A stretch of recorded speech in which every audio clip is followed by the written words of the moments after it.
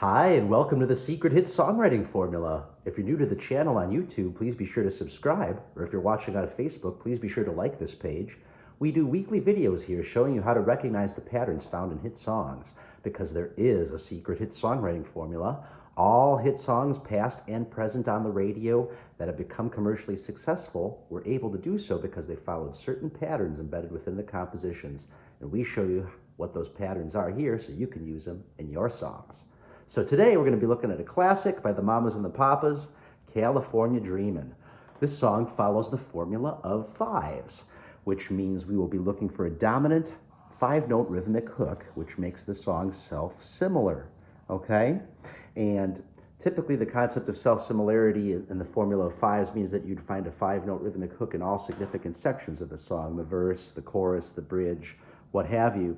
But technically, California Dreamin' is what we call a AAA song, which means it really just has several long verses. The verse and the chorus are kind of mashed into one. So that's why I wrote it all out in one color here instead of the different colors for different song sections. So, but let's just see how this AAA song follows the formula of fives. So it starts off with, all the leaves are brown, right? 1, 2, 3, 4, 5. We're just adding up the syllables. Nice five-note phrase there, easily recognizable with a rest in between. And then the backing vocal echoes that, right? All the leaves are brown, right? So it's pretty clearly and obviously establishing a five-note rhythmic pattern out of the gate. And the sky is gray, right?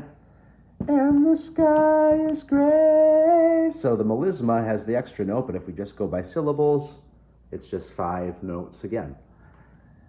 I've been for a walk, right? And then the echo, 1, 2, 3, 4, 5, right?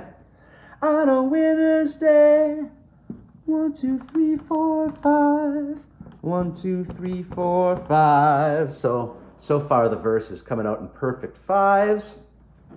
It goes on, I'd be safe and warm. I'd be safe and warm. And now we have a little extra syllable coming in. If I was in LA, that's really like 6 syllables, right? So they're kind of insignificant phrases. Oh, that's my symbol for insignificant syllable. Okay, so they're insignificant, but it really doesn't matter because we've so clearly and obviously established a five-note rhythmic hook, and all the other parts we can get away with a little variation there, okay? So that's just fine. And then, California dreamin' on such a winter's day. Once again, you would think that this is all just insignificant because it's not perfect groups of 5, right? 1, 2, 3, 4, 5, 6. That's another 6. 1, 2, 3, 4, 5, 6. You're like, wait a second. How can we go a whole 4 measures without a five-note rhythmic hook? That can't be right. That's correct. It can't be right. So what's happening here is this song is using a little concept we talk about called measure framing, right? Since we know, as we talk about in our book, The Secret Hit Songwriting Formula, a dominant rhythmic hook must establish itself at least once every 4 measures. So this is 4 measures long, this phrase, so it can't go that long without a clear and obvious five-note rhythmic hook. So, because it's not doing it by syllables here, it's doing it by a concept called measure framing. Okay, measure framing is we're going to look for that five-note rhythmic hook.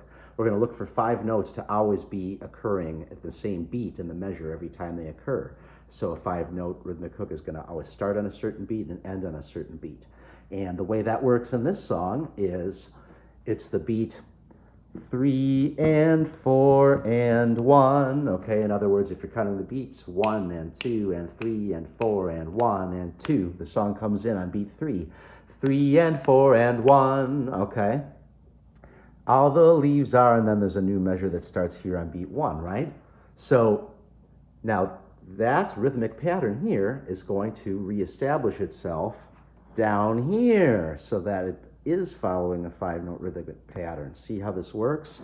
So we have beat 1, beat 2, then California dreamin', and then there's that one insignificant syllable.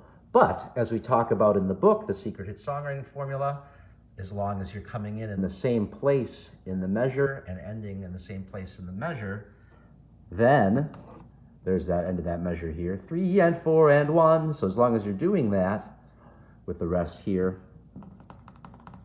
as long as you're setting it up with the rest before and entering in the same beat, in this case be 3, and having that 5-note hook be 3 and 4 and 1, as long as that's occurring during this time frame, then you can have syllables sprinkled before or after it and it won't matter. Okay? So, and then the same thing happens here.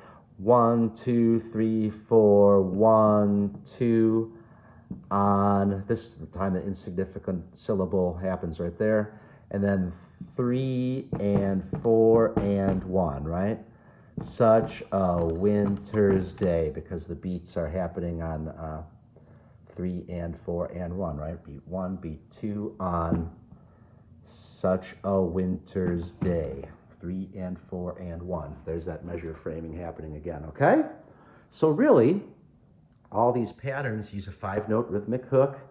There's only that one phrase that has the insignificant syllables, and then it goes right back to the 5-note rhythmic hook, this time by using the concept of measure framing. Okay? So I hope this has helped. If you need more help recognizing the patterns found in hit songs, both past and present on the radio, please visit www.secrethitsongwritingformula.com. We have the only ebook in the world there that gives away all these rules and all these secret patterns found in hit songs. All right, so happy writing, and we'll see you next time. Thanks. Bye.